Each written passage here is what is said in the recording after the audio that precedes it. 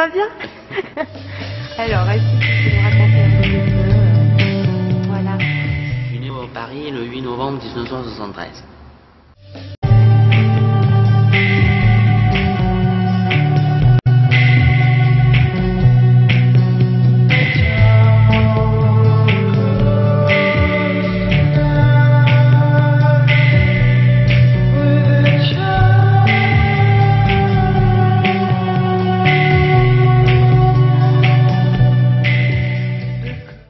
Parler de la peinture, ça m'est venu il y a 18 ans, voilà, hein, en 90, avec tout ce qui est mouvement hip-hop et tout ça, donc tout ce milieu-là dans lequel je me suis à peu près reconnu, puisque c'est assez identitaire quand même à la base, donc je commençais par la danse, et après je me suis mis à la peinture comme c'est plus facile pour moi.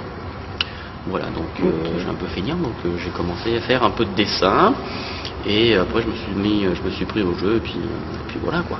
18 ans après, on est toujours là, avec un parcours qui finalement ne tourne pas forcément toujours autour de la bombe, mais on finit toujours par retomber dessus. Voilà.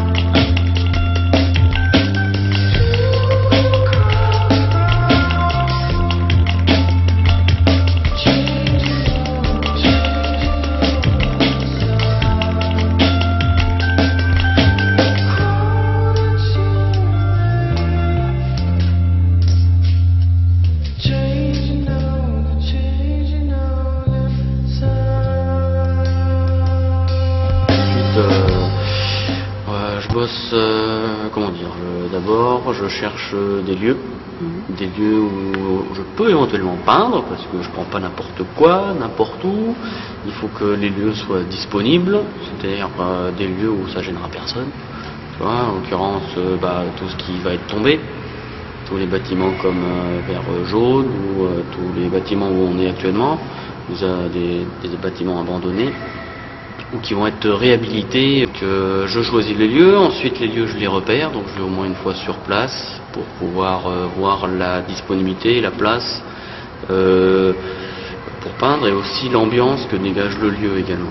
C'est intéressant pour pouvoir justement faire des fois des peintures qui soient en relation avec le lieu, comme par exemple l'hôtel où je me suis amusé à peindre une galerie de portraits dans les salons.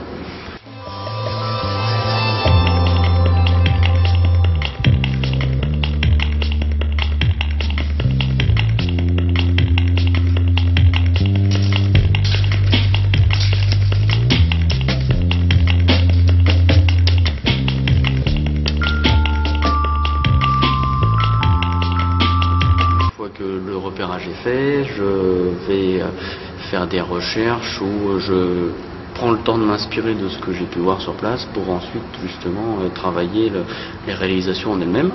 Alors soit pour ces réalisations-là, soit je fais un dessin préalable, soit j'ai vraiment une idée en tête bien précise, donc là après je fais poser les gens, je m'amuse à dessiner, tout ça derrière. Ou alors, sinon c'est plus improvisation, c'est plus de l'improvisation, puisque je prends des documents qui m'inspirent sur le moment, et après, une fois qu'il faut peindre, je mixe tous les documents que j'ai, ou j'improvise autrement, mais il n'y a pas de dessin préalable à ce moment-là. Donc c'est les deux façons de faire lors de la réalisation.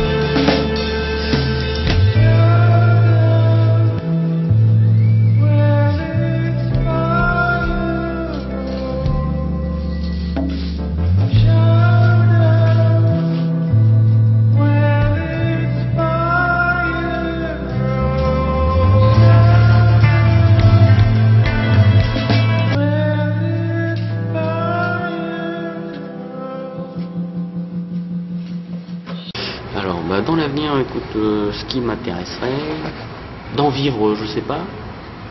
Être dépendant de la peinture, ça m'embête un peu. Parce que du coup, t'es pas libre de ce que tu fais, de ce que tu peins, forcément, puisqu'après tu cours après la commande. Donc ça aussi, c'est pas forcément très intéressant. Sinon, dans l'avenir, pouvoir continuer à faire des livres aussi, ça c'est quelque chose qui m'a bien intéressé, qui était bien sympa. Donc d'ailleurs, on est sur un deuxième là tout de suite. Et élargir aussi le champ d'action des réalisations, c'est-à-dire qu'il y a les peintures d'un côté, mais ce que j'aimerais bien aussi développer, ce serait le côté réalisation 3D, l'objet, des choses comme ça, dérivées des peintures faites sur les murs, voilà, de tout un univers qu'on pourrait créer ensuite en faisant des objets.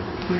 Donc il y a ça, et puis après continuer à peindre, et si possible effectivement aller peindre ailleurs, quoi, trouver d'autres lieux, d'autres endroits, et peut-être pas forcément qu'en France. Mais voilà, il y a toujours quelque chose, toujours un minimum de peinture, un minimum vital bien entendu. Donc il y en a, ce sera les fringues, moi j'en ai un peu de place pour les fringues et je mets de la peinture dedans, par la valise.